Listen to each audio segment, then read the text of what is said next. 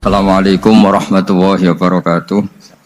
Bismillahirrahmanirrahim. Rabbi shrah li sadri wa yassir li amri wahlul 'uqdatam min lisani yafqahu qawli. Allahumma shalli wa sallim wa barik ala sayyidina Maulana Muhammadin wa ala alihi wa sahbihi ajmain amma ba'du. Alasannya masuk akal. Biar Allah menyaksikan saya kama usaddikuhu hayyan usaddikuhu maitan. Allah biar menyaksikan saya iman kepada Nabi ketika masih hidup, dan saya buktikan setelah mati pun, setelah meninggal pun, setelah wafat pun iman. Jadi ternyata baisnya itu supaya orang tahu bahwa iman kita kepada Nabi itu iman yang super. Jika ketika beliau sugeng ya kita iman, setelah wafat juga kita iman. Kai usaddikuhu maitan kama usaddikuhu hayyan. Supaya saya mentasdikkan beliau setelah meninggal sebagaimana kita mentasdikkan beliau saat masih hidup. Dan ternyata Allah ridho dengan perkataan sahabat itu. Kenapa Allah ridho? Karena menjadi pelajaran bagi orang-orang yang ditakdir gak menangi Rasulullah SAW. Tetap mereka ini. Jangan kayak setan itu kurang ajar betul oleh iblis. Masyhur itu, iblis itu nangis-nangis yang Nabi Musa. Iblis itu takutnya sama Allah itu luar biasa, sampean kalah. Iblis itu setiap ketemu malaikat karena dia ngerti alam gaib, mesti apa itu? Kamasali syaitani idz qala lil insani kfur falamma kafara qala inni bari'um minka inni akhafu wa rabbal alamin. Jadi setan iblis itu paling sering bilang inni akhafu wa Rabbal alamin, karena iblis itu tahu surga, tahu neraka, tahu kekuasaannya Allah. Jadi takutnya sama Allah luar biasa. Makanya setiap dia mengajarkan kekafiran, setelah orang itu kafir gimana? Inni bari'um minka, inni akhafu rabbal alamin. Saking takutnya sama Allah, suatu saat iblis ini datangi Nabi Musa. Karena tahu Nabi Musa itu kalimullah, orang yang bisa komunikasi langsung dengan Allah. Ya Musa ya kalim Allah, saya ini makhluk, saya takutnya sama Allah luar biasa. Tolong rayukan Allah supaya nerima tobat saya. Karena dirayu terus lama-lama Nabi Musa bilang, oke, tak rayukan Allah. Sama Allah, karena Musa kekasihnya, ya Allah iblis punya ingin tobat, tolong dikasih hak tobat. Kata Allah, oke, dia bisa tobat. Asal mau sujud di makamnya Nabi Adam. Karena kesalahannya dia gak mau sujud sama Nabi. Semenang Nabi Musa karena ada cara untuk iblis menjadi tobat. Dikasih tahu sama Nabi Musa. Alhamdulillah kamu diterima tobatnya. Syaratnya apa? Sujud ke kuburannya Nabi Adam. Wah, iblis kata aslinya terus. Asjuduhu maitan wa qad la asjuduhu hayyan. Oh zaman urip ora gelem, mbok nek wis mati. Oh dasar setan itu. Zaman urip ora gelem, wis mati mbok kon sujud. Kumat maksudnya terus ya sudah terus sampai sekarang akhirnya. Kalau sekarang tidak mungkin lagi karena nggak ada Nabi Musa. Jadi ijtihadnya sahabat melihat wafatnya Rasulullah itu beda-beda dan ternyata semuanya diridhoni Allah. Karena ternyata yang suka Nabi wafat dulu adalah ingin supaya umat Islam tetap mencintai beliau, iman sama beliau, tasdik sama beliau, sebagaimana tasdik zaman sugeng. Makanya kita harus mencintai guru-guru kita. Uhibbuhu maitan kama uhibbuhu hayyan. Saya sampai sekarang itu ya merasa Mbah Mun itu tidak meninggal. Saya masih merasa kalau bapak saya tidak meninggal karena kita mencintai beliau-beliau ketika hidup dan ketika wafat itu sah. Karena beliau-beliau sama kita juga seperti itu. Rasulullah itu ketika mendekati wafat, ya bahasa halusnya intaqala ila rafiqil a'la. Itu Nabi kalau ngedikan tuh rileks sekali. Hayati khairun lakum wa wafati khairun lakum. Cung aku nak uripku ya apik, engko nak aku wis kapundhut ya apik. Fa amma hayati fali asunna lakum as-sunnah. Sebagian riwayat fa innakum tuhadditsuna anni wa uhadditsu ankum. Kalau saya masih hidup, saya bisa mengajarkan kamu sunnah, mengajarkan kamu tradisi-tradisi yang benar. Dan ketika aku mati, ketika aku sudah wafat, maka saya jejer Allah, kata Nabi. Saya berdampingan dengan Allah, maksudnya dekat Allah. Tentu bila Kevin walan hisab. Terus sudah fa'inna amalakum, amal-amal kamu diperlihatkan ke saya. Berhubung saya sudah dekat Allah, kalau amal kamu baik, saya muji Allah. Kalau amal kamu buruk, saya langsung mintakan ampun kepada Allah. Jadi Nabi rileks sekali. Artinya saya hidup bagus karena bisa ngajarkan kamu as-sunan wa syara'i'.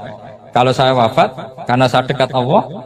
Kalau kamu baik saya muji Allah, kalau kamu buruk saya mintakan ampun kepada.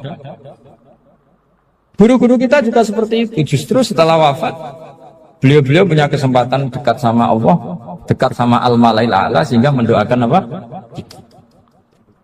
Nah, terus kata Sayyid Muhammad, wala taqulu lima yuqtalu fi sabilillahi amwat. Kamu jangan pernah berkeyakinan atau berpendapat atau berkomentar kalau orang-orang yang mati fi sabilillah adalah berstatus apa? Mati, amwat. Kalah. Terus kata Sayyid Muhammad, hadza li amatis syuhada. Ketentuan ini bagi umumnya syuhada.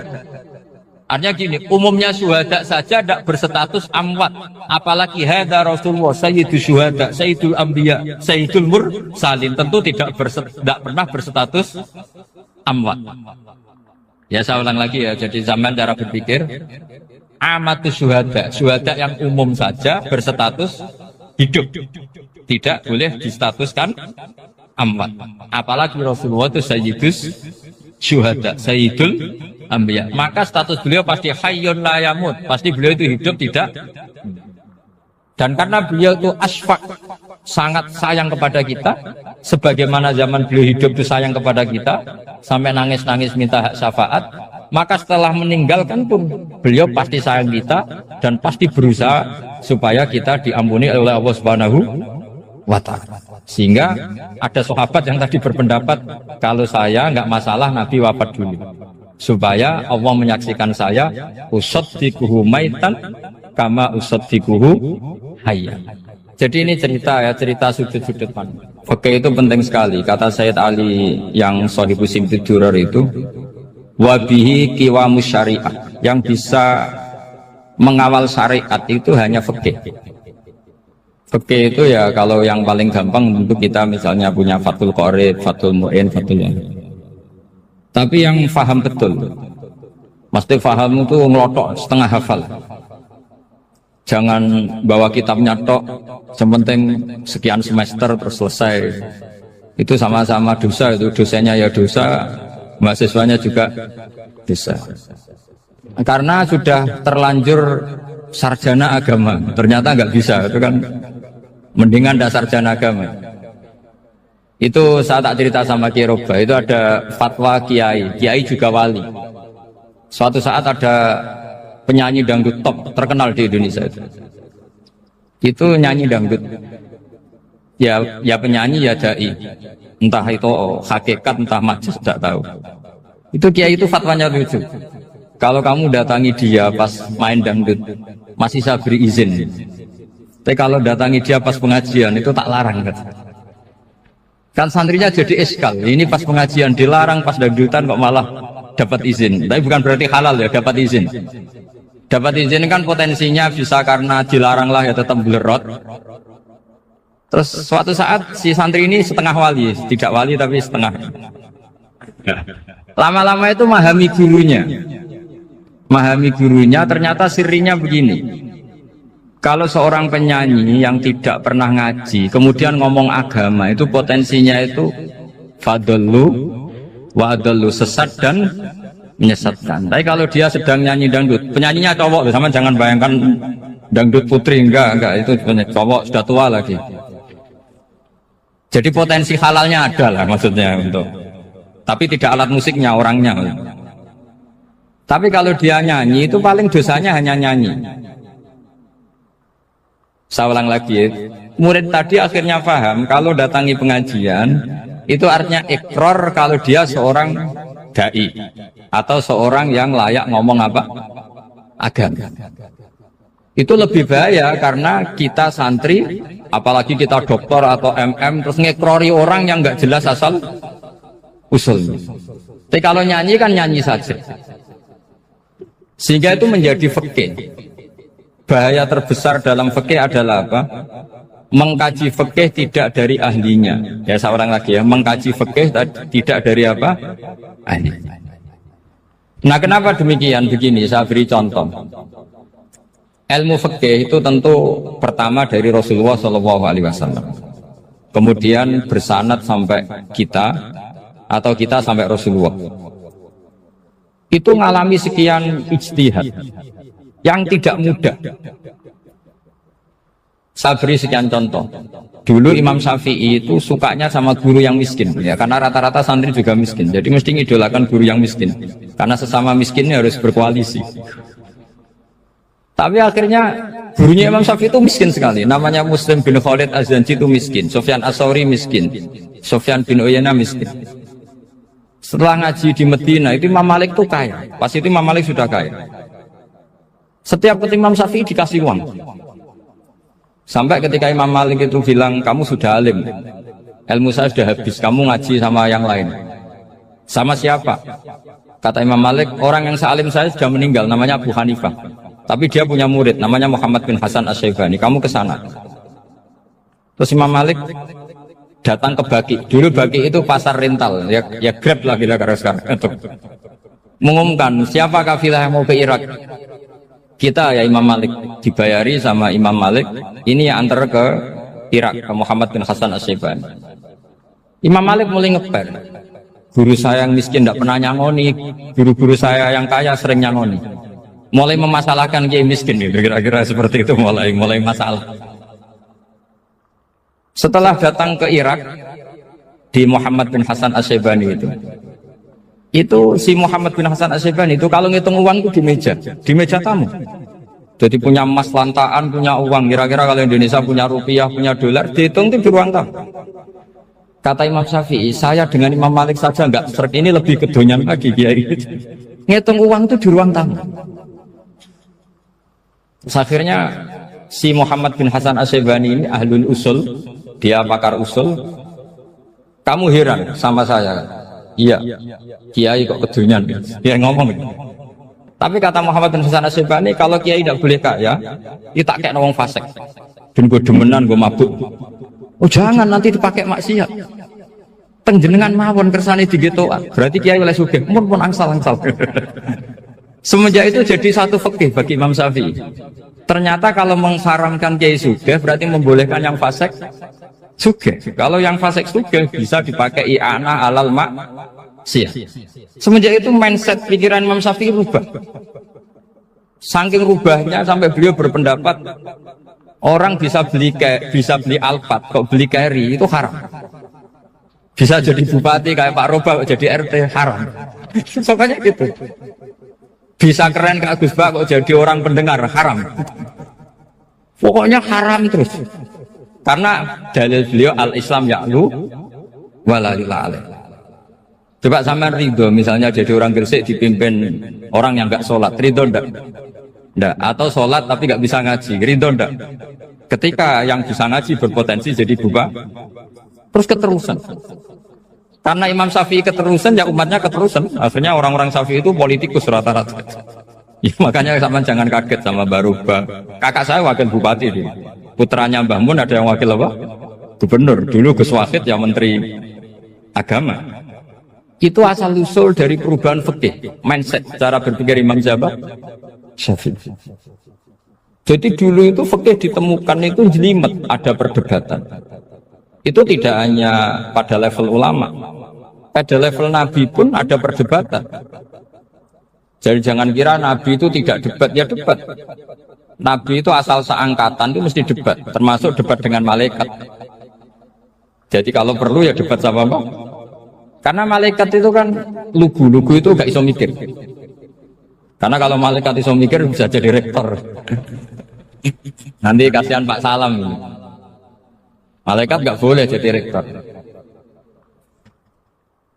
Malaikat Israel itu nggak tahu etika. Jadi beliau ketika mau membunuh, mencabut nyawanya Ibrahim datang, ya Ibrahim saya ini disuruh nyabut nyawa kamu. Kata Ibrahim, wah kamu itu pasti salah. Kamu tahu saya siapa? Saya ini Khalilur Rahman, kekasih Allah. Masa kekasih membunuh yang dikasih? Ini nggak benar, logika itu nggak benar. Pasti kamu salah. Karena Israel itu tidak bisa debat. Ketika ditanya, hal ra'aita khalilan yumitu khalilah, masa kekasih membunuh yang dikasih? Saya ini Khalilur Rahman. Masa Allah mencintai saya kemudian membunuh saya? Itu logika agak benar. Enggak keliru, kamu itu keliru. Israel akhirnya terbang lagi. Ya Allah, katanya logika saya ini salah. Karena masa kekasih membunuh yang dikasih.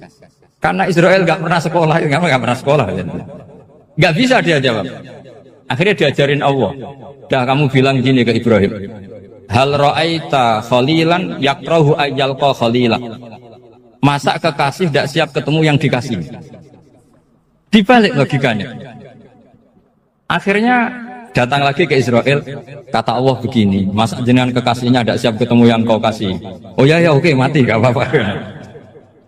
Jadi ilmu itu ngalamin perdebatan. Jadi saya datang murni karena Kiai Mas Bufin, bukan karena MC. Itu dosa besar kalau saya datang karena MC. Karena saya punya kewajiban yang lebih besar. Jadi yang bisa mengalahkan adalah a'dzama minhu, yang super besar kira-kira. Karena jelas ada riwayat inna min abaril birri silatar rojuli ahla wuddi abi. Ya, inna min abaril birri silatar rojul ahla wuddi abi. Di antara kebaikan yang sangat baik adalah seseorang menyambung teman bapaknya. Padahal sampean kan nggak mungkin teman bapak saya. Teman saya aja nggak mungkin, nggak level apalagi bapak saya kan. Jadi malah mohal itu. Saya berkali-kali cerita di mana-mana cerita, fikih itu harus dievaluasi karena ini masalah furu'iyah. Saya berkali-kali cerita di mana-mana cerita. Hukum berteman orang fasik gimana? Pasti orang jawab haram karena takut ketularan orang fasik. Tapi kalau dibalik, hukumnya bina orang fasik gimana? Ya baik, umatnya Nabi. Bisa bina kalau berteman. Kamu bisa bina orang fasik tanpa berteman? Gak bisa. Jadi kalau dibalik, hukum berteman orang fasik gimana? Haram. Hukumnya bina orang fasik baik. Bisa bina kalau berteman. Berarti berteman orang fasik.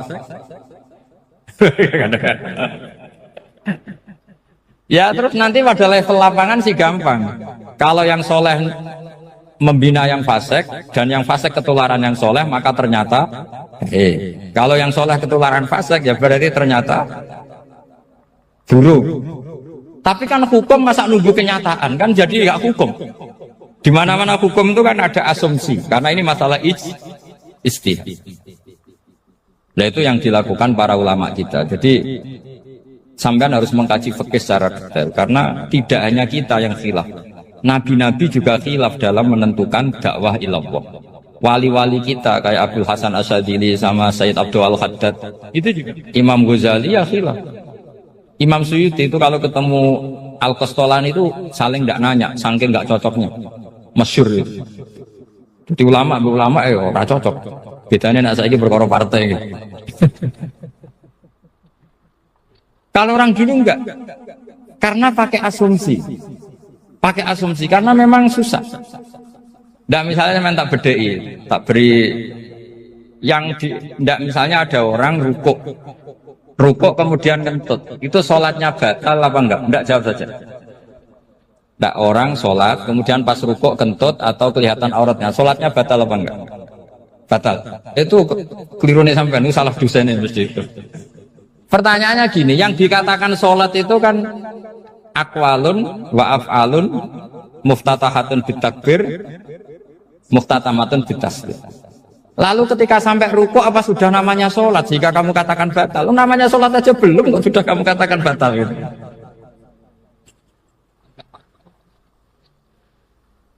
Iya kan?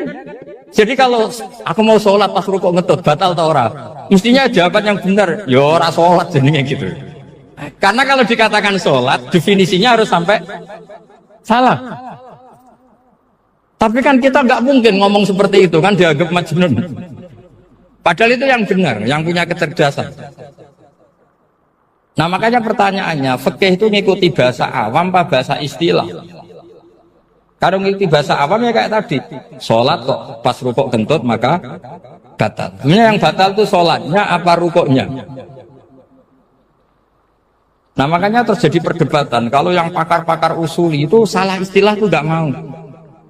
Saya ulang lagi, kalau pakar-pakar usuli itu salah istilah itu nggak mau. Terus misalnya tak beri contoh lagi. Kalau imam itu sudah salam pertama. Salam pertama itu yang rukun kan salam pertama. Berarti setelah salam pertama imam sudah keluar dari sholat apa belum? Yakin? Ya, sudah. Sekarang sama tak bedek. Lalu makmum itu kesunatan langsung berdiri apa nunggu imam salam kedua? Enggak, jawab satu. Nunggu salam kedua kan? Ya, itu kriminalnya sampai Anda Arab Sufi itu. Kriminalnya begini. Berarti Anda bergantung sama orang yang sudah tidak sholat. Kata kamu setelah salam pertama dia sudah tidak sholat. Berarti kamu menginstruksikan makmum berhubungan dengan orang yang sudah tidak sholat. Karena sudah keluar dari sholat ketika salam pertama. Kalau kamu di debat gitu gimana jawabnya? Pusing kan? Berarti robtul makmum bisolatiman sing wis laisa fi sholatin. Berarti menggantungkan sholat sama orang yang sebetulnya sudah tidak stop. Ada yang jawab, sebagian ulama fikih tetap disunatkan menunggu salam kedua. Karena salam kedua itu masih paket meskipun tidak rukun. Juga paketnya selesai. Tapi selalu pertanyaannya gini, lalu setelah salam pertama itu imam masih sholat enggak? Sudah sama orang dijawab toh? Nah ini pentingnya bodoh, gak mikir sebenarnya. Jadi makanya bodoh itu barokah karena gak mikir.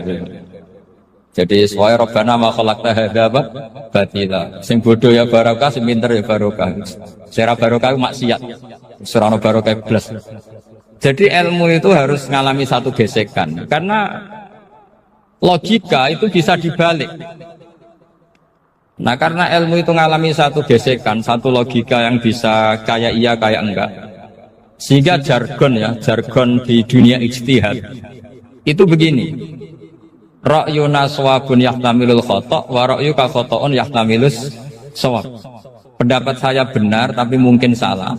Tapi pendapat kamu taruhannya salah dulu tapi ya mungkin benar. Jadi mustahid kalau kata mustahid itu lucu. Ngomongnya itu ra'yuna shawabun yahtamilul khata'. Pendapat saya tarifnya benar dulu tapi ya mungkin salah. Kalau pendapat kamu salah tapi ya mungkin benar atau mungkin bisa salah, ya tidak tahu, pokoknya mungkin benar. Nah kenapa demikian? Begini, di luar masalah tauhid, seorang lagi di luar masalah tauhid itu tentu ada masalah-masalah yang sifatnya ijtihadiyah. Ya saya ulang lagi, yang sifatnya apa? Ijtihadiyah. Dan ijtihadiyah ini nggak pernah selesai karena muqtadul hal, konteks kesejarahan maupun konteks kesempatan itu tidak sama. Dulu kiai-kiai itu ngaramkan dasi, ngaramkan celana karena yang celananan yang dasinan itu penjajah. Sehingga mantasabba biqaumin bahwa apa? Min. Tapi lama-lama kiai-kiai itu ya pakai dasi, pakai celana. Ya karena dianggap sudah tidak mantasabba biqaumin bahwa apa? Min. Ini ngalami pergeseran. Semua istihad itu ngalami pergeseran. Lalu pertanyaannya begini, lalu istihad apa Gus yang permanen? Yang permanen ya istihad dengan alat apa? Istihad. Saya beri contoh misalnya begini. Nabi Musa itu yang ngalami istihad. Kata beliau karena kangen Allah, itu ingin melihat Allah karena kangen. Rabbi arini anzur ilai. Qala lan tarani walakin anzur ilal jabal. Ya sudah, namanya orang kangen ya ingin melihat. Ya sudah gitu aja. Sehingga ahli ilmu kalam itu berdebat. Kalau kata ahli sunnah, karena Nabi Musa minta ingin melihat Allah, berarti melihat Allah itu jaiz, mungkin. Karena Nabi gak boleh bodoh meminta sesuatu yang mau hal. Maka antipatinya ahli sunnah terhadap pendapat Mu'tazilah itu antipati. Karena menurut pendapat Mu'tazilah Allah itu qadim, Allah itu laisa kamitslihi syai'un, sehingga gak bisa dilihat. Pertanyaannya adalah berarti Nabi Musa meminta sesuatu yang muhal, itu bodoh sekali sampai gak tahu mana muhal mana apa jaiz. Makanya kata Imam Ghazali, masa Nabi Musa yang Nabi gak tahu kalau melihat Allah itu muhal, sampai minta berarti nganggap itu jaiz atau boleh. Itu cara pandang orang-orang ahli sunnah apa? Wal jamaah. Tapi tetap saja sebagian ulama itu ya balelo, yang kayak Mu'tazilah itu ya balelo. Cara berpikir pokoknya itu karena kangen, bukan karena mungkin atau tidak mungkin. Jadi nggak mungkinnya tetap tidak mungkin. Terus mereka dalil la tudrikul absar wa huwa yudrikul absar. Nah sudut pandang ini akan terus. Ada seorang wali ditanya, kalau kamu di surga ingin melihat Allah apa enggak? Jawabnya enggak. Kenapa? Kasihan Allah. Terus kenapa? Unazzihu dzalikal jamala an-nadhari misli. Saya tidak ridho Allah yang hebat, yang keren, kemudian sing delok terima aku wong resik. Koyok gak ngergani pangeran. Sebenarnya sing delok Allah ben golongane Nabi Muhammad, Nabi Ibrahim, kowe ora usah ngilangi keren maksudnya itu. Jadi ada ulama itu jadi wali kalau sholat itu karena di soft belakang. Tapi jangan ditiru. Itu kan nggak lazim ya. Lazimnya kan afdhalus sufuf as-saful awal. Ketika ditanya, kenapa kamu kalau sholat di belakang? Cek GR koyok wani suwan pangeran gak ngarep. Aku sungkan dadi kok urip. Kalau sampean kan karena males bukan karena sungkan. Jadi itu artinya rasa ya. Makanya nggak bisa, nggak ada ijtihad itu nggak mungkin karena perasaannya orang itu beda-beda. Itu Sayyid Abdul Al-Haddad itu kalau ngendikan masyhur, man da'a li dzalimin fil baqa faqad ahabba yusawwa fi ardi. Orang yang mendoakan orang fasik masih hidup, gak mati-mati, itu berarti suka kalau Allah dimaksiati di buminya. Wong fasik kelakuannya rak maksiat, nak mbok dongakno mari, itu berarti kamu ingin Allah didurakani terus menerus karena si fasik masih hidup.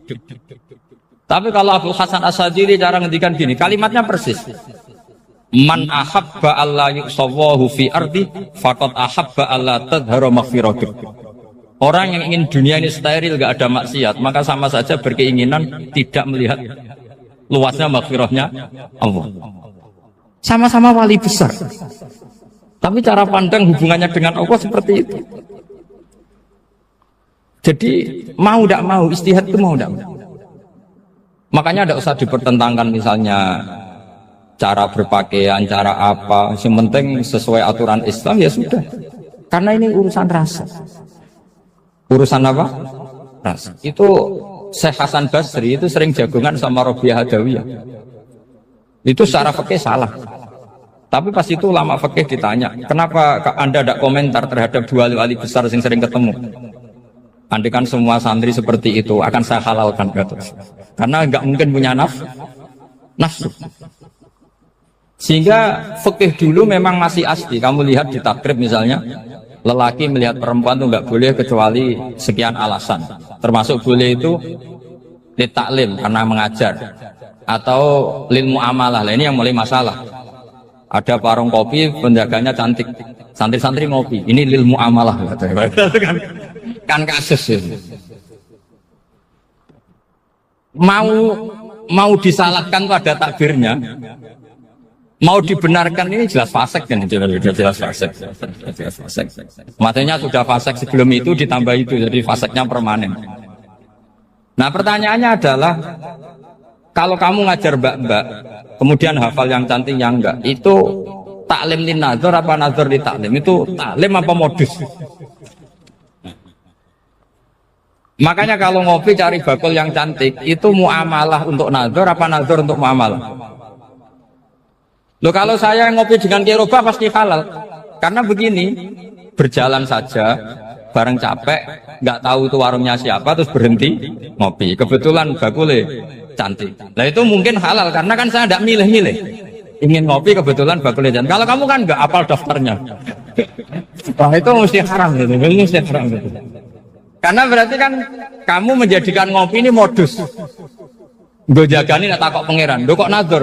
Muamalah Gusti, muamalah. Itu mesti modus. Maka fikih itu harus dikawal oleh tasawuf. Kalau ndak, semua hukum fikih bisa diakalin. Makanya Imam Bukhari punya satu bab namanya Kitabul Khiyab. Bab mengkhilaf fikih. Beliau itu antinya sama Abu Hanifah itu luar biasa. Gak ada ulama dibenci Imam Bukhari kayak Abu Hanifah. Masyhur itu. Untungnya beliau gak menangi Abu Hanifah. Kalau menangi geger terus, bisa bahsul masail terus. Itu Abu Hanifah itu ulama yang suka khilah. Khilah itu ngerekayasa hukum.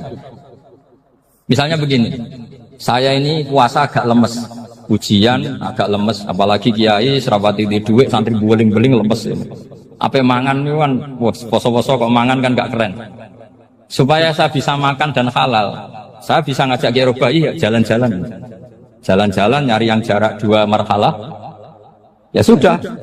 Terus bisa makan. Kalau ditanya Allah, kok makan? Musafir. Jadi bolehkah insa'us safar menciptakan pergi demi untuk supaya boleh iftar? Boleh enggak jenengan? Enggak boleh, alasannya apa? Kan pergi. Perginya juga enggak maksiat. Itu khilaf. Tapi Sayyid Muhammad, Abuya Sayyid Muhammad, Muhammad bin Alawi, Sayyid Muhammad itu membela Abu Hanifah. Artinya membela jangan semua khilaf itu diharamkan. Karena itu cara, saya ulang lagi, karena itu cara untuk mengawal bahwa hukum Allah itu luas. Karena kalau nggak ada khilaf itu ya kita kesulitan. Kita kesulitan. Misalnya begini, ini penjelasannya, makanya kita harus sering mendengar. Saya itu dulu masih sangat fikih itu protes, kenapa ada puluhan polisi wanita? Itu kan pekerjaan cowok ya, pekerjaan pria. Tapi setelah mendapat penjelasan dari polisi itu alasannya masuk akal, Gus. Kadang-kadang orang nakal itu menyembunyikan narkoba itu di alat wanitanya. Itu kalau semua lelaki polisi kayak jenengan itu kan masalah itu. Sehingga memang harus ada polisi wanita karena sebagian pengedar narkoba itu perempuan dan menyembunyikannya di tempat itu. Kalau semua polisi cowok kan nggak kebayang. Sehingga kita akhirnya mendengar membolehkan polisi itu wanita. Ada wilayah yang harus wanita. Begitu juga ada pertanyaan, kenapa sih dokter kandungan itu cowok? Saya punya banyak santri yang muhibin saya itu dokter kandungan. Tak tanya, kamu itu kok cowok kok jadi dokter kandungan? Kan pekerjaannya seperti itu. Dia jawabnya lucu. Dari 10 yang tes jadi dokter kandungan, itu yang cewek itu lulus 2. Yang cowok lulus semua. Karena ketika cewek dites melihat ketuban pecah darah itu langsung pingsan. Sehingga yang secara psikologi dablek itu kan memang lelaki. Jadi rawongnya sewakit santes.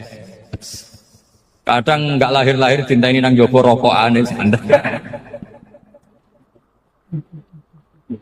Itu kalau cewek yang jadi dokter kandungan itu nunggu jam 11, jam 4 sudah pingsan. Nah ini cerita, bukan berarti saya menghalalkan, enggak. Kita harus mendengar, saya ulang lagi, kita harus apa? Dan itu setelah mendengar, itu nanti jadi disiplin ilmu, yaitu namanya fikih. Karena ilmu fikih itu sebetulnya gampang. Sampean kalau ngaji i'anah, itu kelihatan fikih itu gampang, karena ada logika yang terbangun.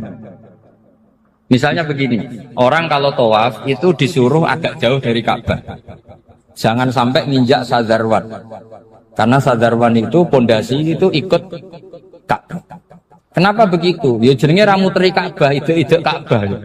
Jadi sebenarnya sederhana logikanya. Sing jenenge muter itu di luar itu kita muter. Nah kalau nginjak pondasinya namanya gak muteri Ka'bah tapi ide-ide Ka'bah. Ya jadi sederhana sebetulnya ya masuk akal.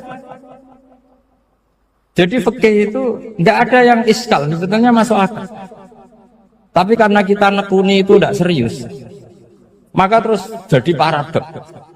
Saya beri contoh lagi, ini sebagai penghormatan saya sama Kiai Mas Bukin, karena ini sudah namanya fakih. Kalau ada ayam jago ditabrak truk, terus kejet-kejet, adekan dibiarkan pun mesti mati, karena gerakannya sudah harokatul masbuh. Terus kamu sembelih, itu halal apa enggak? Enggak jawab, ayam jago loh. Kalau kamu katakan halal, dia sudah tidak punya hayatun mustaqirah, kehidupan yang permanen. Andai kan kamu biarkan pun 1 menit lagi meninggal. Kejet-kejet kan prosedur saja. Maksudnya pantasnya mati ya kejet-kejet sih, tapi sebetulnya sudah pasti mati. Maka ini ada 2 ulama. Kalau kata Imam Malik tetap namanya halal. Karena ruhnya masih di situ, sehingga ketika kita nyembelih, ya nyembelih hewan yang hidup. Yang namanya nyembelih itu pokoknya mematikan yang punya roh. Sementara saat itu rohnya masih di situ, meskipun 1 menit lagi pasti. Tapi kalau mazhab Syafi'i enggak, ini sudah harokatul masbuh, tidak punya hayatun mustaqir. Sehingga dalam perdebatan ulama fikih itu lucu, kadang ya gampang-gampang Gampang-gampang mangkel nol. Misalnya begini, kalau ada anak lahir tidak ada amaratul hayat, nggak nangis, nggak bernafas, sunat disolati apa enggak? Siktun itu, siktun sing layas tahilu walayas, langsung lahir langsung mati, nggak ada amaratul hayat. Udah tahu mikir tuh. Itu tidak wajib disolati. Alasannya, ya kan memang sholat alal mayit kan tidak pernah hidup. Di mana-mana mayit itu setelah hidup mati. Ini kan tidak pernah hidup. Namanya ya qit'atul lahmin, ya potongan daging itu aja. Enggak. Jadi kadang fikih diwaca tenan jebule mangkel nom. Terus ketika di kitab Minhajul Thalibin itu, kalau kamu keluar mani itu wajib mandi enggak? Wajib kan? Kalau keluar mani inzal itu kan wajib mandi. Nah kenapa nifas atau wiladah keluar bayi? Kenapa ibu-ibu kalau keluar bayi wajib mandi? Alasannya lucu. Li'annal walad maniyun mun akidun. Ini kan wis mani cuma mengkristal. Jadi kadang pakai mangkel. Apa ya? Sembrono itu. Mosok wajib mandi wiladah itu karena apa? Li'annal walad maniyun mun akidun. Niku mani sing wis mengkristal. Mani sing wis jelalatan lah, lahir nangis macam-macam. Jadi ternyata karena kenapa fikih butuh alasan nyari hadis tentang keluar anak mandi itu enggak ada yang sorry, yang ada adalah tentang inzal. Innamal ma' minal. Akhirnya dicari-cari ternyata walad itu maniyun munakid. Lah ini problem fikih. Sampean harus siap dengan pelajaran seperti ini, meskipun sampean mungkin wong priayi, tapi ini ilmu. Ya, saya ulang lagi, ini ilmu. Sehingga ulama itu mau tidak mau harus mau mendengar. Karena logika yang terbangun itu nunggu kalau mendengar kayak tadi. Nabi malaikat Israel baru sadar, masa kekasih bunuh yang dikasih. Masuk akal juga Israel. Kalau sama sampean sih nggak nerima tetap selonang-selonang, ini masalah Ibrahim Khalilur Rahman. Sehingga kita di alasan fikih itu harus kita dengar. Saya dulu itu, saya sampai sekarang itu sama, kalau bayi lahir masih sudah berbentuk bayi, saya sendiri berpendapat sebaiknya disolatin kalau sudah berbentuk bayi, meskipun tidak tidak nangis, tidak ada amaratul hayat.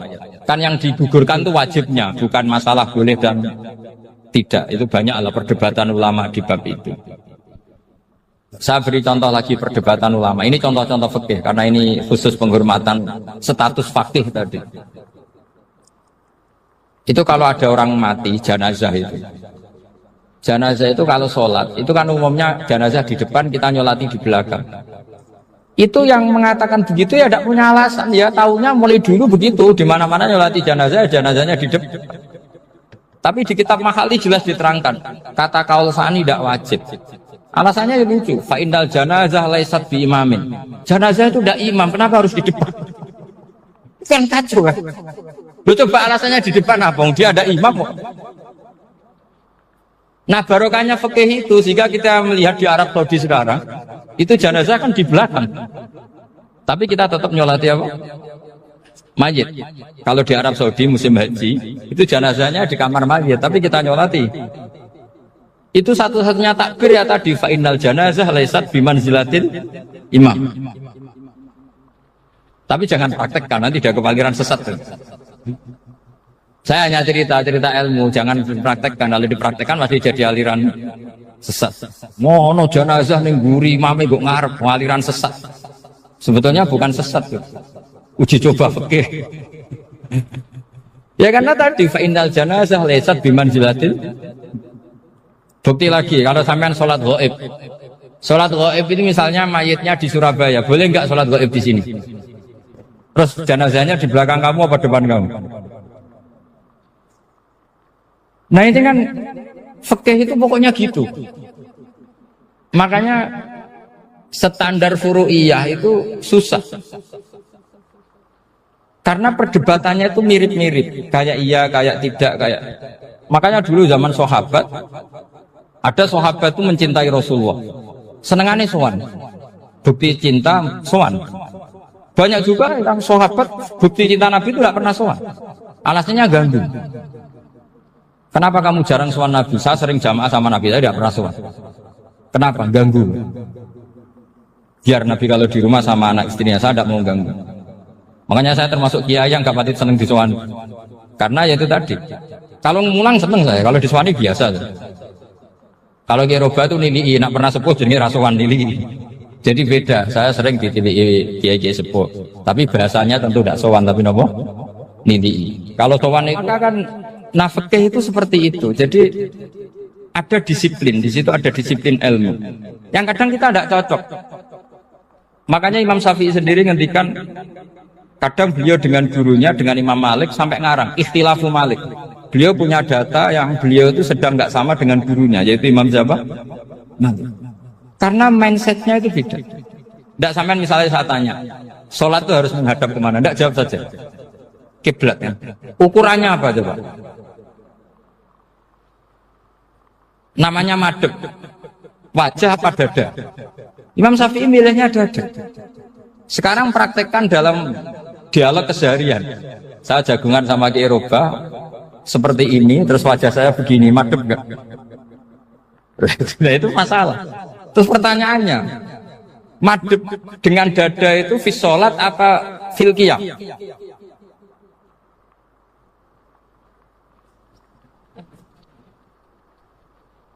Loh, enggak, kalau di sholat pas sujud, dada kamu madem mana coba? Kamu enggak pernah mikir kan? Ya madem pakai dada itu kan kalau berdiri, kalau rukuk sama sujud.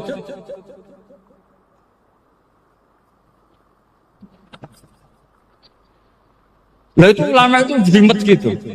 Makanya jarang yang menekuni profesi ulama ini. Karena menekuni proposal banyak, karena memang susah. Jadi ulama itu orang yang cara berpikir sudah aneh. Sehingga mereka detail. Maksudnya menghadap itu apa? Ukurannya kalau berdiri ya dada. Tapi nggak bisa kamu katakan at-tawajjuh bisodri, aturan dalam sholat, fikuli sholat. Pertanyaannya lah kalau rukuk sama sujud, dadanya menghadap kemana aja? Maka itu ilmu yang sudah jelimet. Nah ulama usul fikih, ulama yang nggak mau salah per detail hukum. Sehingga menurut Imam Rafi'i, misalnya kalau beliau ditanya sujud itu gimana ya, asal wat ujabha ya sujud. Tapi kalau menurut Imam Nawawi harus melibatkan 7 apa? Anggota, yaitu al-jabha, wal yaden, wal rubaten, wal qadamain. Oke, Imam Nawawi kita ikuti. Tentu keseharian kita pakai Imam Nawawi. Yaitu berdasar hadis umirtu an asjuda ala sab'ati a'zumin al-jabha wal yaden warubbaten wal qadamain. Berarti berapa? 7. Tapi pernah saya cek di kitab karangannya Imam Syafi'i, ketika beliau ngendikan saya suka kalau orang sujud itu melibatkan 7 anggota berdasar hadis ini. Tapi kata beliau wayahtami itu dan bisa saja sujud yang watul jabha itu sudah cukup. Kata Imam Syafi'i, limada, karena Nabi ketika sujud itu hanya ngendikan begini, sajadalah kawajhi wa sam'i wa basori. Gak ada di hadis wayadi wa rubati wa qadami. Ya sudah akhirnya, nah itu sudut pandang. Terus gugatan kedua begini, ada orang Muslim yang sujud sama berhala. Untuk menjadi murtad itu harus 7 anggota apa cukup watul jabah alal ardi? Untuk sah menjadi murtad itu. Untuk sah menjadi murtad cukup watul jabah alal ardi harus 7 anggota.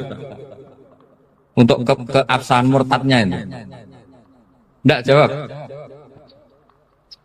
Makanya ini tugas dosen-dosen ini meminterkan ini. Karena namanya sudah faqih. Faqih itu ahli fikih yang detail namanya faqih. Kalau ini mutafaqih. Jadi bukan tafakuha tapi tafakuha, kayak tamarodon. Gitu. Jadi wazannya nanti itu wal idhari ma laysa fil waqi'. Jadi ini bukan gojlok, ini memang marah saya. Jadi kalau sudah pakai gelar fakih harus fakih betul. Mohon kalau mengkaji fikih itu harus detail. Minimal takrib itu setengah hafal. Supaya konstruksi ilmu itu utuh. Dan sama lagi konstruksi ilmu itu Karena ilmu itu mesti ada yang apa ya? Ya rada setengah salah itu, tapi disalahno ora kenek. Ndak sampean tak bedheki, nak pancen bener langsung tak angkat jadi rektor. Nak bener tuh. Coba rukun sholat pertama itu apa coba? Rukun sholat pertama. Niat. Niat sama berdiri dulu mana? Ayo niat dulu baru berdiri, apa berdiri dulu baru niat? Berarti niat sama berdiri dulu mana? Rubah kan? Artinya kita mau bilang tartib urutannya niat berdiri takbir gak bisa. Yang dikatakan niat itu apa? Qasdus syai' muqtaronan bifi'lihi. Berarti niat sama takbir harus bareng apa urutan? Bareng. Terus dengan qiyamnya urutan apa bareng? Bareng apa urutan? Loh enggak, kalau urutan berarti takbir dulu duduk baru berdiri. Nah maka seperti ini itu mau tidak mau kita salah, dikatakan tartibnya salah, dikatakan serentak ya salah. Cuma karena kita bodoh, gak tahu mikir itu, alhamdulillah kan di situ. Lu coba niat sholat, niat takbir qiyam dulu man. Niat takbir qiyam dulu mana dulu?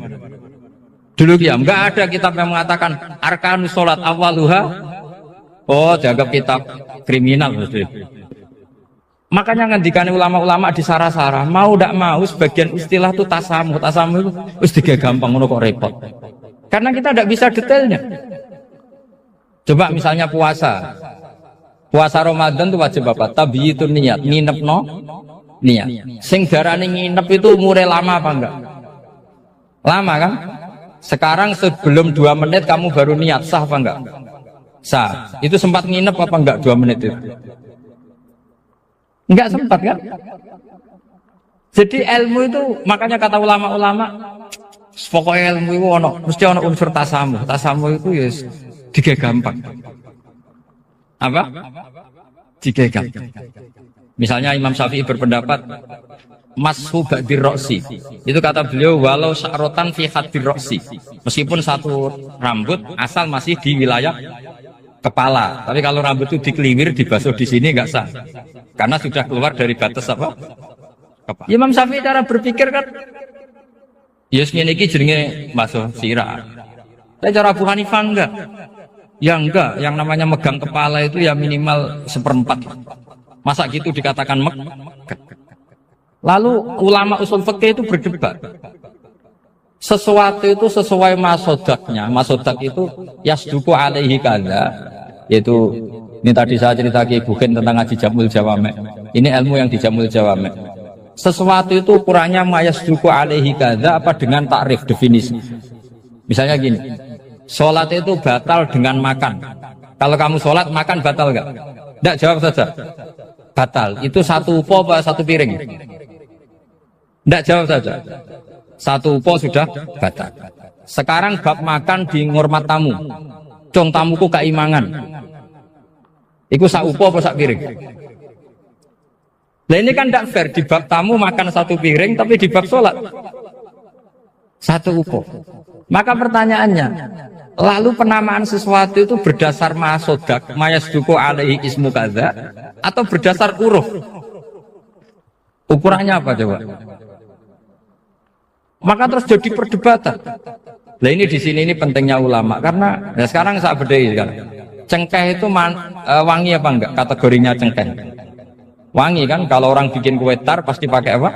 Cengkeh. Pakai wedang ronde supaya manis, apa wangi dikasih apa? Cengkeh. Nah itu saya berkali-kali cerita, pernah mau dipikirkan orang Islam itu nggak boleh rokok karena dianggap pakai apa? Mewangi karena ada apa? Cengkeh. Tapi terus didebat, kalau gitu berarti orang Jumatan sunat rokok. Karena Jumatan disunatkan pakai pewangi. Wah itu kan akhirnya tuh, wah iya repot ya. Jadi kalau cengkeh kamu kategorikan pewangen, yang orang Islam nggak boleh rokok karena pakai cengkeh yang wangi, konsekuensinya orang Jumatan sunat rokok karena berarti di masjid pakai apa? Pewangi, kan sesat semua ya. Jadi itu ilmu. Makanya selain fikih mateng, itu ada ilmu yang namanya usul Usul fikih itu yang neliti itu. Mayas duku alaihi kaza. Jadi yus ngono iku darani ngono. Saurang lagi. Ngono iku wis darani ngono. Ora perlu roh detail. Ya, saya ulang lagi. Wis ora perlu roh detail. Makanya Abu Hanifah itu misalnya basuh wajah. Wis angger kecelok ngene iki basuh wajah. Nek Imam Syafi'i kan detail. Mimbai ini mana bitis sya'ri sampai ila somahe udunehi ila zakon. Terus mana bitis sya'ri Imam Syafi'i nambah apa? Ghaliban. Kenapa ditambah ghaliban? Karena kalau orang budak mana bitis sya'rinya di sini. Jadi itu fikih. Jadi fikih itu jelimet. Padahal kita ini nggak pernah berpikir secerdas Imam Syafi'i, tapi akhirnya ya mikir juga.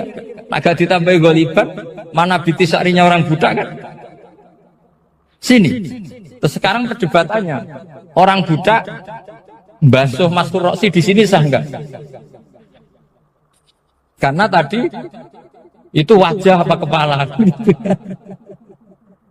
Kan jadi bingung gitu. Ya makanya ini mukadimah saya supaya sampean lebih disiplin belajar fikih dan setidaknya didiskusikan lah kitab-kitab Minhajut Thalibin atau kitab-kitab Mahali karena di situ nanti ada perdebatan.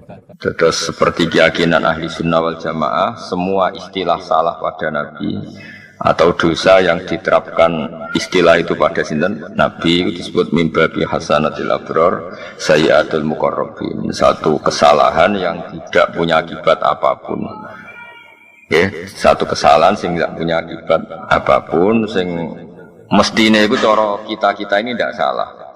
Berhubung Nabi sidik itu dianggap salah. Itu jadi mimbabi hasanatil abrar sayyatul muqarrabin. Sesuatu yang andekan dengan ukuran abrar itu kelas di bawah muqarrabin itu disebut hasanah. Tapi kalau dibanding muqarrabin itu disebut sayyi'ah. Jadi kalau ngeten, contoh paling gampang ya, ulama di sini nyontokno masuk akal. Kangkang tak kon milah duit 1 miliar ambek 100 juta. Terus kangkangmu milah 100 juta. Iku yo goblok tapi ora nemen. Yo salah sithik no. Tapi nak dikongkon milah duit 1 miliar. Nyun sewu terus sampai pasir, sampai telo kok milah telo iku goblok nemen no.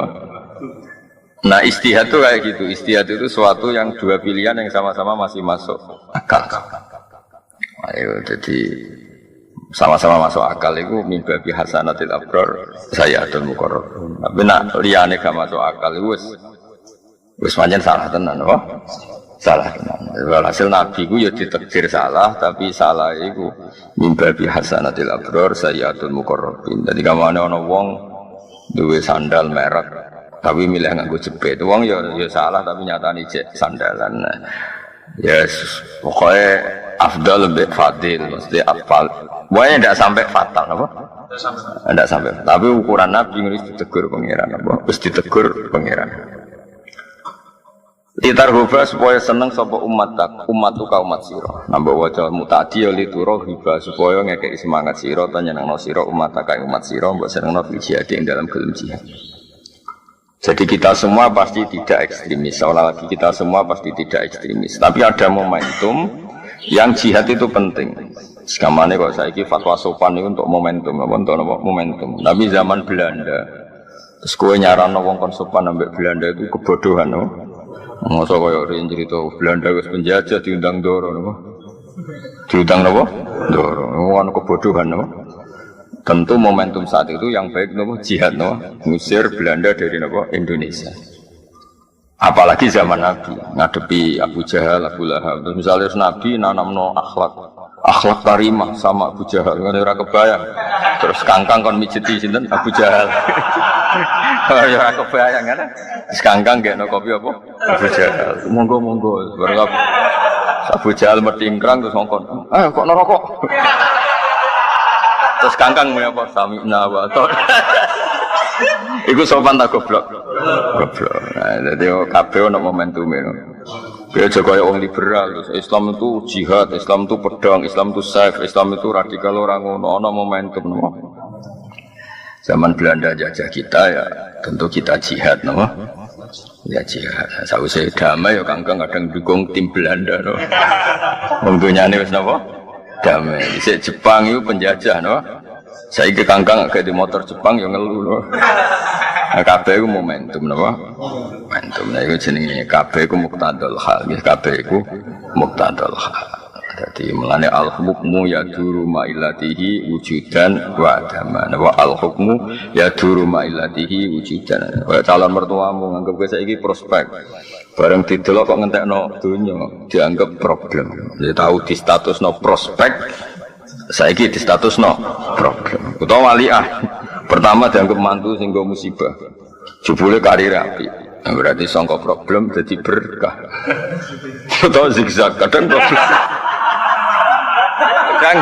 Kadang problem, kadang berkah, kadang problem, kadang berkah. Itu jenenge mantu varian, no? Tapi apapun itu, kabeh hukum itu ono muqtadul hal. Nabi yo pernah damai mbek wong kafir, nggih nate perang, nggih nate damai lagi. Kabeh iku muqtadul hal. Sebab apa al-hukmu ya duru ma'ilatihi wujudan wa adaman. Jadi al-hukmu te hukum ya duru itu berputar apa hukum ma'ilatihi sertane alasane hukum wujudan baik zaman wujude atau adaman atau zaman ora anane. Di Allah beberapa kali nyarano kudu damai mbek wong kafir. Karena jenis yang suka damai disebut kafir dhimmi, kafir muahad, kafir musta'man. Kayak kafir-kafir Indonesia itu kafir damai. Nah ada momentum di mana kita ini diperangi, ya berarti kafirnya harbi, melebuni qatilul ladina yuqatilunakum. Ya kowe kudu merangi wong sing merangi kowe. Masuk zaman Jepang rene jajah kowe monggo nak ngersakno mateni mbok kula. Anu ya goblok no. Masa ana akhlak karimah ganggu Abu Jahal wae terus kowe apa gak kopi sinten? Abu Jahal. Ada lu mijeti Abu Jahal. Lucu to, Pak. Bareng dikongkon menapa sam'an wa ta'atan. Napa sam'an? Takok kok bar mijeti Abu Jahal. Madosi berkah. Kacau gak? Kacau. Jadi kabeh ku ono naife ketika momentumnya kelewat ku ono naife. Nabi nate damai lami, nate perang lami, nate setengah damai, setengah perang. Kabeh ku pokoknya muqtadul hal napa? Muqtadul hal. Jadi wa utawi ikilah dambun kok Nabi diistilahno salah padahal hakikatnya Nabi mboten nate salah maksum iku muawwalun den takwil li ismatil anbiya krana kajagane para nabi alaihi wassalatu wassalam. Jadi Nabi ketika ada istilah salah itu harus kita takwil karena Nabi berstatus maksum. Meskipun ana istilah sangka Allah disebut min dambika napa? Tapi tetap kita takwil, napa kita takwil. Ya sekamane wae. Barang sepele lah, nak pancen salah ya koyo dianggap salah. Ya wae misale ana wong dikei dhuwit 1 juta, ambek 950.000. Kok milih 900.000 ya terus koyo salah, no? Mergo bandingan ya 1 juta. Meskipun tidak punya akibat apa-apa, napa mboten gadah akibat. Nah, kira-kira salah Nabi itu mirip-mirip seperti itu. Salah yang enggak punya akibat apa. Tapi nak salah ini kan fatal. Kon ning nggon sing lapang, milah mlebu neraka, itu kan salah fatal. Ana ratan apik liwat terus mobil mbok liwat jurang ya apik. Itu fatal kan? Nah, fatal itu kan. Jadi kabeh itu ada. Nah, salahnya Nabi itu tidak pernah seperti itu. Namun tidak pernah. Misalnya saya beri contoh. Allah itu mangkel banget ambek wong munafik, mangkel banget. Sehingga Allah itu punya cara boleh dibahasakan Allah punya ketentuan Muhammad kamu tidak boleh nyolati Abdullah bin Ubay bin Salul. Abdullah bin Ubay. Tapi Nabi itu punya perhitungan. Abdullah bin Ubay itu anaknya itu soleh, santri khusyuk, sregep. Bapaknya ketua munafik tapi anaknya ketua pondok. Ya, jadi bapaknya ketua munafik. Orang santri sregep kaya anak Abdullah bin Ubay bin Salul. Jenenge enggak Abdullah sama. Berarti Abdullah bin Abdullah. Nah yang ngaturi nyolati Roisul Munafikin itu putrane. Cara saiki sowannya Rasulullah bapak kula kapundhut, tolong jenengan yang nyolati. Nabi memilih nyolati karena yang minta anaknya, no? Umar itu milih tidak nyolati. Sampai Umar protes, ya Rasulullah, apa engkau tidak ingat cangkeme Abdul bin Ubay sing elek Islam ini? Nabi tetap menjawab, tidak saya akan menyolati dia. akan menyolati dia. Tapi kan ngatur-ngatur sesuai walhasil terakhir pas Nabi sudah di depan jenazahnya Abdul bin Ubay, Allah ngendikan wala tusolli ala ahadim minhum mata abada. Kamu Muhammad jangan pernah nyolati orang-orang munafik. Nah seperti itu sampai sekarang ulama itu anut pendapatnya Kanjeng Nabi. Nah ono wong fasik, ono wong nakal, tetap kita itu yes pokoknya tetap apik. Nah baru kayak sikap Nabi seperti itu, satu kampungnya Abdul bin Ubay itu Islam semua. Wong kok apike mesti elek-elek Muhammad koyo ngono tetep rawon ning jenazah Abdul bin Ubay. Jadi Nabi ditegur pangeran, tapi berkah apikane Nabi ndadekno kampungnya Abdul bin Ubay itu Islam. Yang cara Nabi nuruti gengsi terus gak rawuh. Kan koyok nyun kok pendendam nih. Tapi Nabi rawuh itu pengen ditegur ojo lemat ojo salat. Tapi Allah tetap ngregani aluse Nabi dadekno kaum itu Islam. Lah iku jenenge salah wong-wong saleh iku ya ngono-ngono wae napa. Wis ngono. Salah yang enggak punya akibat apapun. Mergo wae nggih. Dia tetap berkah. Ini salah Nabi itu tetap berkah. Terus nah itu yang paling angel ning bab takwil bab sesuai walhasil mim babi hasanatil abror sayyatul muqarrabin. Sesuatu sing cara kelas kita tetap itu baik, tapi kanggo Nabi cara jauh gak pantes, no? Baik gak pantes. Terus ada lagi salah Nabi yang cara Allah salah, tapi cara istihad benar gitu. Ning peristiwa abasa wa tawalla an ja'ahul a'ma. Abdullah bin Ummi Maktum niku ora ampun Islam, no? Pun Islam. Dia pun sakit ngaji. Terus minta Nabi itu mengajari ngaji. Alimni mimma allamakallah. Terus Nabi saat itu punya tamu orang-orang kafir, tokoh lagi minta dijelaskan Islam. Gamane konsultasi Islam. Singkat cerita Nabi memilih ceramah atau konsultasi jawab pertanyaan yang kafir sing konsultasi Islam. Nah karena Abdul bin Ummi Maktum bijak akmal buta. Itu menyela terus. Setiap Nabi nerangkan Islam ngene-ngene nyela. Nabi jatah kula mulang, alimni mimma alim kula nggih ulang lah. Ampun jawab yang niku terus kula nggih. Ulang. Walhasil Nabi tersinggung, fa'aradu Nabi terus gak berkenan, apa? Wong tangan-tangan mulang wong kafir kok disela. Napa? Lah Abdul bin Maktum yo ora salah, dene ku Ahmad. Dadi ora ngerti nek Nabi ku nembe sibuk mulang wong kafir. Nah, terus Nabi aradu ngono. Nah, bahasa itu muka masam, Nabi gak nyaman. Watawala itu minggu. Allah cara berpikir orang kayak Kanjeng Nabi. Lala pas niku di saat itu Allah cara nyalahno Nabi. Abdul bin Maktum sekaruan iman. Mulane regani karuan iman. Wong kafir mbok rewangi ngono orang mesti iman. Jadi nganggo kaidah al yakin la yuzalu bisyak. Nabi nganggo kaidah cara Jawane ora oleh tafsilul hasil.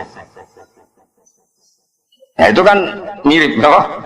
Nah kira-kira salah Nabi mirip-mirip. Jadi kan banyak kan kiai, nak ditamoni pejabat, tamoni wong nasional, oleh hormat tenanan. Nak tamoni santri biasa. Mergo senenge wong nasional ning kiai iku pas-pasan. Berarti butuh napa? Servis. Senenge santri ning kiai iku tenanan. Mulane ora perlu servis. Dan itu nyatanya itu yang dilakukan ulama ila yaumil kiamah. Masyhur kan Nabi nak ambek wong sing lagi Islam kan juga banyak no. Sampai sahabat protes kita iman lebih lama tapi engkau tidak ngasih apa banyak. Terus jawab Nabi wong-wong sing Islami pas-pasan ata'allafuhum alal Islam. Paham ya? Nah, itu masalah istihad no? Masalah istihad dia mirip. Cara bapak dia nak guyon. Istihad contoh paling gampang ini loh. Wong lu seneng adzan suara aku. Tapi aku seneng suara elek. Kok ben kaget do tangi kabeh. Itu kan mirip yo mirip. Ana kang suarane apik, terus adzan. Kan sing ahli pakar perturuan itu kan koyo diuru-uru no. Sono kang suarane persak ngingatkan kematian. Dan kemiskinan. Terus adzane iku koyo nada ana gempa. Anda warning dini kaya adzan-adzan peringatan apa dini gempa atau prahara kan kesunatannya adzan juga kan ono kang suaranya elek raine elek terus spesial nada musibah kan itu kan sing krungu langsung tangi kanal kiamat qamat Napa? Ka'annal qiyamata qoma. Tangi subuh. Apik di adzan welek dadekno tangi subuh, ambek adzan apik koyo wuru-wuru wong turu.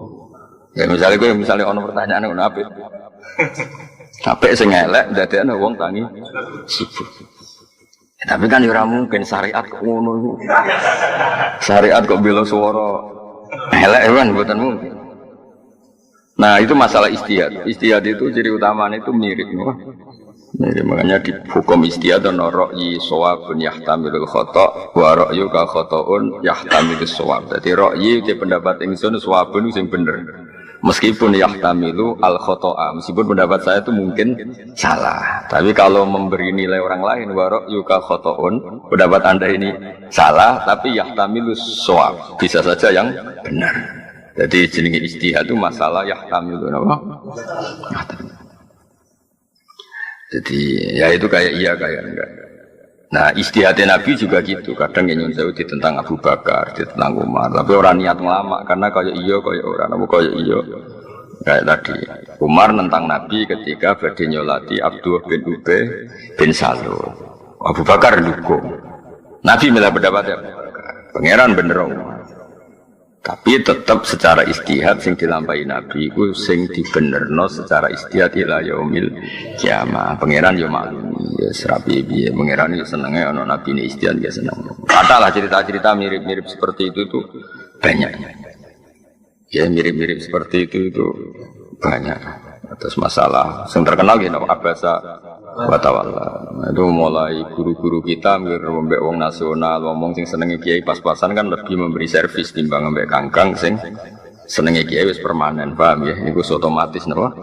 Otomatis. Iku mirip napa Abasa wa tawalla an ja'ahul a'ma.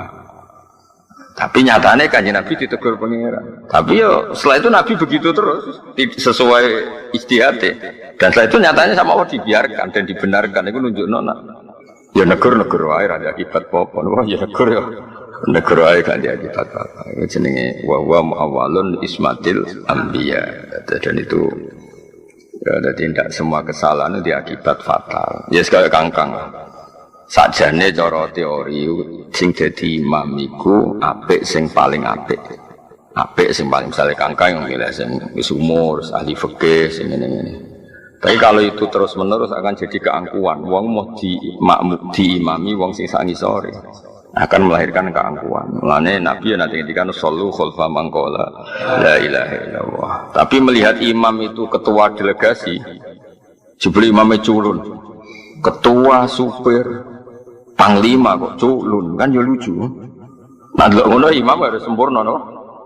Karena imam domin sing nanggung Fatihah nak salah di imam sing kok nak ana sahwi piye imam semuanya itu dibebankan imam jebule imame culun. Misalnya kan repot no. Nak ndelok iku nggih repot. Tapi nak ndelok ben ora angkuh no. Sae imam sak kecekele iku sae. Nyatane Abdul bin Umar nate makmum Hajjaj bin Yusuf gendo-gendone wong Hajjaj bin Yusuf.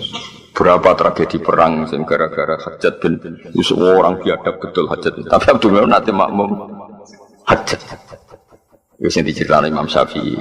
Makanya terus ono istihad.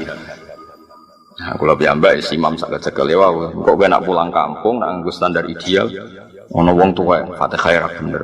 Ono sing nompah poh. Wan terus repot, masa apa imam koyo pilkada, no? Mereka nyeleksi, no?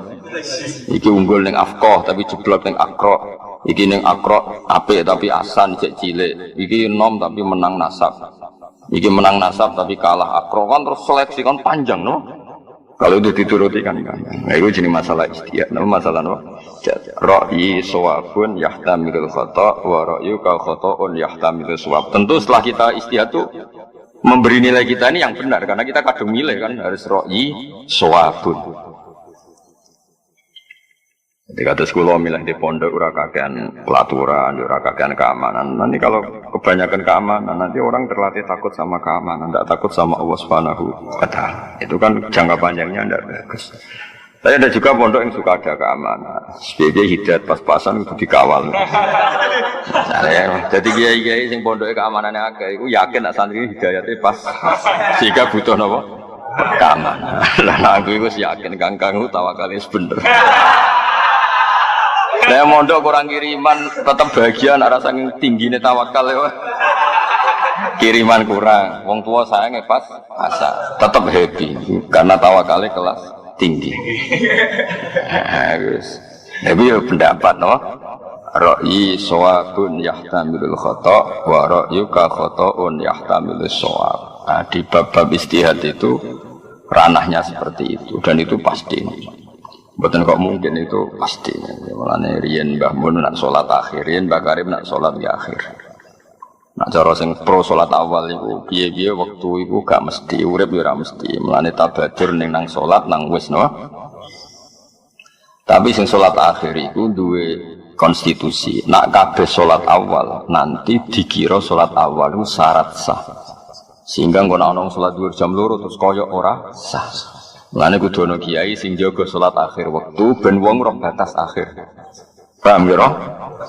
Umpama saiki kiai sak Indonesia kuwabe salat awal wektu, engko sing salat jam 2 kok tersangka. Wis aku napas mulai contoh paling gampang. Kangkang nak lagi mulai terus salat dhuwur jam 2. Dianggap capek ta jambeling. Jambeling kan? Selain faktane beling maksudnya itu. Jajal ya. Nah ning pondok salat jam 2 kan kok tenang loh. Wis do ngerti nek iku rong kharajal waktu. Jajal ke mulai. Wong tuamu terus kowe salat jam 2 kok subuh mepet tuluus samsi. Santri opo? Tapi yo mau nak kabeh salat awal nanti dikira itu syarat sah. Suatu saat sing salat akhir dianggap boten sah. Ana sono sini rakati salat akhir. Sing masyhur atau terkenal Mbah Karim. Mbah Mun niku salat akhir terus. Ya selalu ada, tapi ya tidak banyak. Tapi harus selalu ada. Itu jenis istihad, no? Istihad itu suatu sing mau wa eling-eling apa ra'yi shawabun yahtamilul khata' wa ra'yuka khata'un yahtamilus shawab. Jadi kalau kita sudah kadung mikir ngambil kesimpulan ya kita harus yakin ini yang benar, no? Meskipun kita sadar mungkin salah. Dan pendapat orang lain karena kita tidak setuju ya kita beri tok salah dulu meskipun mungkin benar. Nah itu kan saya ana wong didik anak ana sing sitok manja. Timbang anakku manja mbek wong liya tak manja. Terus ana sing sitok ora anak dimanja mari ngelama terus mbek anak dinas. Ya potensinya sama, dimanja yang mungkin dinina bubukkan terus goblok, dikerasi yang mungkin minggat, potensi bahayanya ya sama. Ganggang ora roh wong tuane istihate piye ora roh. Kok dadi ngene iki ora roh istihate. Gak dimanja kiriman gak ganggang. Betul. Berarti wong tuamu nganggep kowe ku ahli tirakat. Iku siji. Atau kemungkinan dianggap ora prospek kok dibiayai. Nah, orang prospek kok gak kemungkinan bener sing iki. Wis wae istihad iku. Ora cara berpikir wong tuamu ora. Ya ora kepengen roh. Ora panutanku. Ya tapi semua nabi yang disalahkan Allah iku murni masalah apa? Istihad. Tidak kena disalahno. Kayak Nabi Musa niku keras. Bareng kaum menyembah pedet niku mulai nyun sewu nabuki Nabi Harun urip murid kowe dadi kiai piye ana nyembah anak pedet kok mbok bar tekem caramu dadi kiai piye ngamuk ya juruhu ilaih napa suruh tapi ngamuk sampai pokoknya ngamuk sampe ngamuk iku kitab Taurat itu dibanting. Cara Quran Islam Taufik bahaya Nabi Musa itu. Wong kitab suci kok dibanting hukumnya bahaya gitu cara iki. Wa alqal alwaha wa akhadha fi ra'si akhihi yajruhu ila. Warang dene kan. Nabi Harun kakake Nabi Harun kakake lebih sepuh. Barang diuring-uringi Nabi Musa dibuanting Nabi Harun tenang. Qala ya ibna umma la ta'khud bi rihiyati wala bi ra'si. Inni khasyitu an taqula farraqta baina bani Israil. Nabi Musa muring-muring pangeran seneng. Mosok ana umat sing nyembah anak pedet Nabi Musa teko santai. Teko ngerti umatnya sesat, misalnya nyun cara kangkang tetap ngopi, terus tenang. Pangeran kan terus ini Nabi opo ora kemungkaran kok tenang-tenangnya Nabi opo kan ngono. Mulane Nabi Musa dipuji pangeran walam maroja Musa ila qaumi ghadbana marah besar kan ya ora lucu misalnya mulai umatnya nyembah pedet terus Nabi Musa teko tenang. Dikabari ini bedo nyembah pedet tenang, tetap ngopi, sarapan tenang. Kan ya lucu Nabi. Tapi bareng mureng-mureng nyalahno Nabi Harun, pangeran ya tersinggung ya nyalahno. Isam kok mureng-mureng. Wong sing ngongkon kowe uzlah 40 dina iku sok. Nganti do nyembah anak pedet kok tinggal uzlah. Akhirnya seneng ae. Lah ya ngene, lah Nabi salah ngono iku. Misale ra mureng-mureng apa nyalan. Piye Nabi jeng ngono barang hak diinjak-injak kok meneng ae. Ya salah. Mureng-mureng. Kowe ku sing mire, sing ninggalo dakwah kok sing teko-teko. Mureng-mureng. Ya, ngomong Nabi ya di baru ora penting no. Napa? Ya kira-kira Nabi nyalano, disalano pangeran bab sing bab ijtihad no. Jadi mimpi hasanatil abror sayyatul muqarrabin. Di semua, saya ulang lagi no. Di semua perilaku Nabi nak cara lahir dianggap salah niku muawwalun no. Muawwal ditakwil mergo ismatil anbiya. Mergo kabeh nabi iku maksum. Ya maksum itu ya sudah maksum. Paham kabeh di semua. Kau Nabi Ibrahim nanti jalukno sepuro bapake, padahal bapake cara lahir itu kafir. Ya disalahno mbek pengiran, wong kafir mbok jalukno sepuro. Tapi kok misalnya Nabi Ibrahim kok mangkot mbek bapake iku ajarane sapa? Wong kok ambek wong tuane kok ngono. Ya sing pengiran ngono. Pengiran hobine ora ambek nabine iku.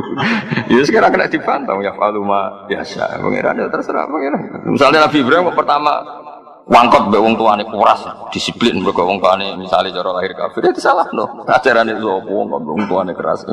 Tapi bareng apian nemen-nemen nganti istighfar. Sing ngongkon sapa. Lah terus Nabi wis apa dawuhe mengkane wa ma adri ma yufalu bi wala bikum in atabu ila ma yuha ila. Pada akhirnya itu hubungannya dengan Allah itu ubudiyah itu ya ubudiyah merasa tidak tahu, merasa tidak siapa-siapa. Mau anut apa sing diperintah Allah Subhanahu wa taala. Itu sudah paham ya. Terus itu masalah-masalah istihad eling-eling ya, masalah-masalah apa istihad. Mane Nabi sering diutus Allah kan ngendikan wa in adri la'allahu fitnatul lakum wa mata'un ilahin. Dunia sing terkait sosial itu aku ora roh. Bundi sing bener masalah sosial itu bukan masalah agama, masalah apa? Sosial. Kabeh iku fitnah, kabeh iku ujian. Ya, tadi Nabi itu sangat dekat dengan keluarga. Bahwa angkir asyirotakal akrobin. Tapi ketika terlalu dekat keluarga, problemnya Nabi itu milik semuanya. Karena Nabi itu milik kafatal linnas. Mosok wong liya dipadakno keluarga, kok ya salah. Prioritasno keluarga kok ya salah. Wong Nabi ini wong akeh kok prioritasno keluarga. Tapi kok misalnya wong liya padha mbek keluarga, piye keluarga mbek wong liya kok padha? Ya wis akhirnya Nabi ya takoki Bilal ya di rumah, sing sanak-sanak Muawiyah ya di rumah. Kadang-kadang diprotes. Ngene lho. Yen nek dadi nabi ku nek ana acara iku keluarga kok ngarep. Wong liya kok guri. Ora oleh mbek pengiran. Tapi kok wong liya kok ngarep mesti ora oleh mbek pengiran. Iku sapa? Dadi pokoke pengiran ngono. Iku tak kena diterang pokoke ngono. Dong ya, tapi itu tadi tidak ada salah yang fatal, ya. Tidak ada salah yang kabeh itu masalah ijtihad. Napa?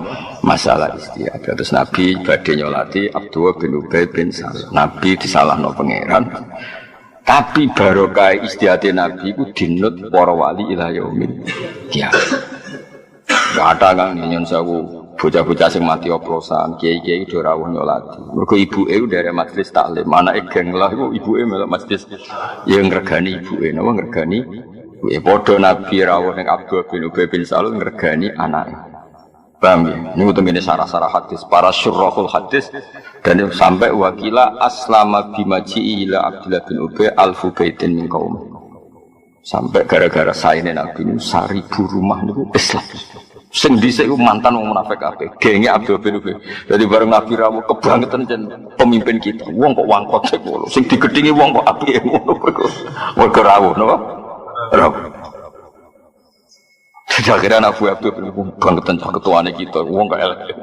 Sing digedhingi wong kok apike ngono. Ya cara Nabi rawuh kan menjustifikasi mereka. Jar Muhammad pendendam. Kan panjang malah no. Mana kangkang, benar digedingi masyarakat ya tenang, santai, no, santai. diusir mertua lagi masalah. Kan masalahnya numpang, no? Gedengi tonggo tenang, kan gak sing mbok goni, no? Nak sing gedeng sing nggoni, lah iku lagi masalah. Eling-eling apa? Wa mu'awwalun di ismatil anbiya alaihi wassalatu bidalil iklan dalil al-aqli kang masuk akal, al-qata' kang memastikan, al-qata' kang mesti. Wow, kenapa ada dalil akli yang pasti bahwa Nabi nggak boleh salah? Karena kita semua disuruh ikut Nabi. Ya, kita semua disuruh ikut Nabi. Kalau Nabi salah, berarti kita disuruh ikut salah.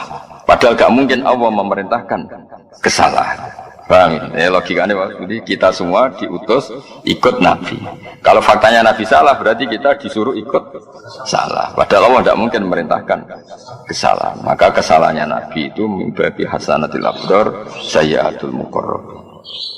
Ini pun harus diisi. Nabi itu ada kepastian secara dalil akal selamat minad dunub sing boro-boro dosa. Dosa tidak salah Nabi karena wow masalah apa istihadiyah apa masalah istihadiyah walamu telam lam sini goni liyaghfira lakawa kan tadi ada lam liyaghfira lakawa walamu telam lam liyaghfira iku lil ilati karena ilat al ghaiyati kang bangsa tutup famat khuluha mongko utawi sing dileboni lam iku musabbabun iku mau sesuatu sing akibat la sababun ora kok dadi sebab. Nah, itu masalah-masalah mantek. Jadi ini Muhammad kita paringi menang. Ben Allah nyepuro kowe. Maksudnya akibatnya menang itu di sepuro. Orang kok di sepuro itu sebab. Maksudnya ngeten ya. Ini kangkang sing biasa melarat, biasa lemah itu kudu belajar niki. Ada hal-hal yang kamu lemah itu musibah, salah. Misalnya orang Islam kiri kabeh terus buruhnya Cina, misalnya buruhnya non Muslim. Gara-gara kiri lemah jadi buruh. Mereka berhak ngelarang kita sholat. Ya, nak sholat dipecat. Saya ulang lagi ya. Kangkang sing melarat, kudu tobat lah. Maksudnya ya jangan teman-teman melarat. Bibi itu tidak semuanya melarat lemah itu baik. Ya saya ulang lagi. Tidak semuanya melarat lemah itu baik. Misalnya gini. Misalnya orang Islam itu lemah melarat, lemah. SDM-nya rendah, terus jadi buruh, jadi apa? Terus bosnya melarang sholat. Kalau sholat dipecat, kita kalah enggak? Kalah kan? Terus negara dikelola orang non Muslim yang jahat sama Islam. Masjid dianggap ilegal, kriminal, ibadah dianggap kriminal. Problem enggak? Lemah itu problem, no? Ka'bah juga gitu. Ketika Nabi masih lemah, itu di seputar Ka'bah itu ada berhala 360 jumlahnya. Ketua gengnya yang mimpin Abu Jahal. Semua ritual tentang kemusyrikan. Sekarang Ka'bah menjadi steril dari kemusyrikan, barokah Nabi tawaduk, barokah Nabi menang. Menang. Nah, di sini itu menang itu penting, no? Dan di antara sebab ghufrane Allah, itu mergo Nabi itu menang. Karena ada hal-hal yang nggak bisa diselesaikan dengan kalah, harus dengan menang. Mana kangkang rasa dewa, no ini miskinan, wa amin fakot kunta miskinan, no dari rasa dungo fakot kunta miskinan. Jadi malaikat malah kaget, ini miskinan, wes ngono mat. Jawabnya, ya jadi eling-eling. Maksudnya kangkang kalau suwon sing melarat, sing tawadhu yo. Ya nikmati teman-teman, ya dinikmati aja. Suatu saat kowe kudu mulai, kowe posisi menang. Mau kapan namanya mati ora apa-apa. Penting tahu menang, karena baru kayak menang kamu bisa mewarnai kampung kamu. Tapi nak kalah, enggak kan? Ya saya ulang lagi. Ketika Ka'bah diatur sedemikian rupa, bebas berhala, bebas kemusyrikan, itu baru kayak Nabi menang, baru kayak Nabi tawadhu. Menang, sehingga kabeh Nabi kudu tahu menang. Inna fatahna laka fatham. Tapi menangin Nabi karena beliau figur yang sempurna, yo menang yo tawadhu. Itu ideal, apa?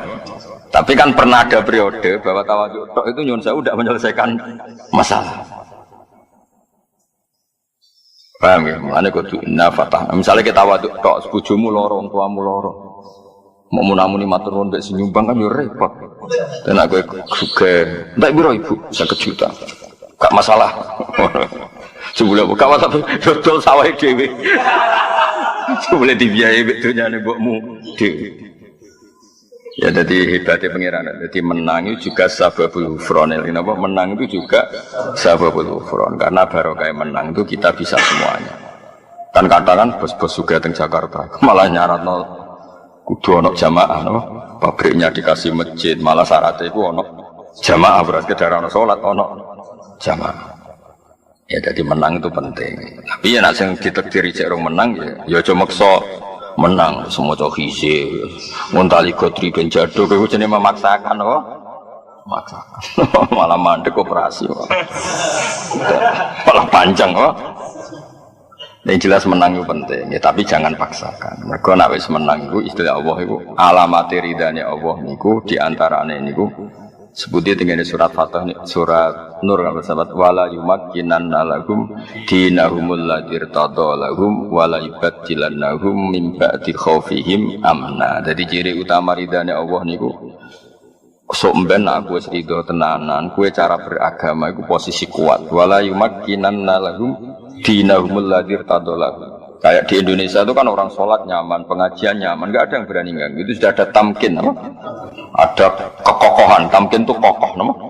Mulane tanwin darani mutamakin amkan. Kalau ada isim kok nerima tanwin, itu mutamakin amkan. Dia isim yang solid. Karena ciri utama isim itu adalah nerima tanwin, dan dia masih menerima tanwin. Berarti keisimannya sempurna, nama. Beda dengan isim yang ghairu munsorif itu mutamakin ghairu amkan. Isimnya enggak jelas. Ciri utama isim nopo tanwin kok dia ini mau nopo uang masalah. Mengajaran itu baru munsorif, rodok-rodok ora bener munsorif. Nah, di antara ciri ridane Allah wala yumakkinanna lahum dinahumul ladzi irtada lahum. Jadi agama itu dikasih kokoh. Wong ngaji yo nyaman, wong salat ku nyaman, wong dakwah ge nyaman. Intine ku yo menang ku duwe sisi sing dadekno di sepurane Allah. Mergo dadekno kemenangane agamane Allah Subhanahu. Tapi aja dadi teroris, dadi ekstremis. Menang sing koyo teng Indonesia koyo wali-wali. Gruno sawangane sewantai, tapi ujug-ujug Indonesia mayoritas muslim. Ya santai wali-wali santai. Sedana tanggane dolanan gong ya tenang. Tapi ngerti-ngerti dirubah saiki ora nuthuk gong, nuthuk kenthong. Wali ku rileks tapi mbok susu ngerubah. Saiki rame tok ae gak gawe perubahan. Rame tok ora gawe perubahan. Ya eling-eling apa wala yumakkinanna lahum dinahumul ladzi irtada lahum wala yubaddilannahum min ba'di khaufihim amna. Mulane menang itu sababul ghufran, apa menang itu diantara sababul ghufran. Jadi kena menang malah liyaghfira laka wa ma taqaddama. Tapi tadi ya jangan dipaksakan, apa jangan dipaksakan. Wa yutim malan nyempurnakno sapa Allah.